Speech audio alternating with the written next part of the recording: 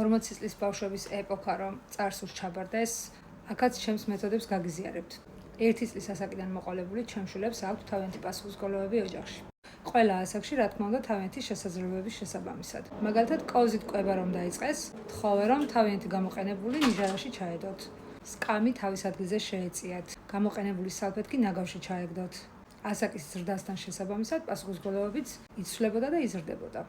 დღეს ჩემი პატარა შვილი 6 წლისაა და მის მოვალეობებს შეადგენს მანქანიდან გარეცხილი ჭურჭლის ამოლაგება, გარეცხილი წინდების დაწყვილება, ჩვენს უჯრებში ჩალაგება, თავისი ტანსაცმლის დაკეცვა, დაბინავება, რა თქმა უნდა, თავისი ნივთების და სამეცადნო მაგიდის მოწესრიგება, ახალი ტუალეტის ქაღალდის დაკიდება. თანაც ვთხოვე რომ როცა 3 ან 4 ცალი დაგვრჩება, აუცილებლად შემახსენოს რომ ვიყიდო. ამით ვცდილობ რომ საოჯახო მენეჯმენტი ვასწავლო. ხოლო ჩემი უფროსი შვილის მოვალეობებში შედის ტვერსასრუტი, ნაგვის გატანა, თავისი ნივთების მოწესრიგება და საერთოდ ყველაფერი, რაც შეუძლია და დრო აქვს.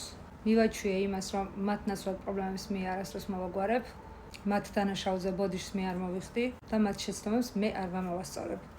ასევე ვაძლევ მითითებებს, როგორ გააკეთონ ეს ყველაფერი თვითონ. თუ კი ერთხელ მაინც დააწერინებთ დავალებებს თქვენი კარნახით, ან მასწავლებლებთან თქვენ დარეკავთ და გაამართლებთ დავალების არ ქონის გამო, მთელი ცხოვრება ასე გაგრძელდება და მათ ნაცვლად თქვენ მოგიწევთ პასუხისგება ყველა არასწორ საქციელზე. ამ თემაზე კიდევ ბევრი საუბარი შემიძლია, მაგრამ მგონი საკმარისია. თუ კი თქვენს ოჯახებში ჯერ კიდევ ჩვენი დროის მიდგომებია, ერთი ბიჭი მყავს და ხო არ ვამუშავებ, კაი, ახლა შეირგოს ბავშვობა, როცა უნდა აკეთოს ეყოფა, სანამ მე ცოცხალი ვარ, რას ვაკეთებ და ასე შემდეგ, ასე აღზრდილი თაობის შედეგები უკვე სახეზე გვაქვს. ამიტომ ჩემი აზრით კარგი იქნებოდა თუ მათ დაბადების დღიდანვე აღვიქვამთ როგორც ცალკე პიროვნებებს და ვასწავლით რომ კარგ ოჯახებში ყველა წევრს თავიანთი პასუხისმგებლობები აქვს აღებული და ასე ყველა თავის ცხოვრებას ცხოვრობს. ხოლო იქ, სადაც 1, 3 და 4 მოვალეობას ასრულებს, ის ერთი ყოველთვის დაღლილი, უენერგიო, უსიცოცხლოა, ხოლო დანარჩენი 3 და 4 ძალიან ბედნიერი.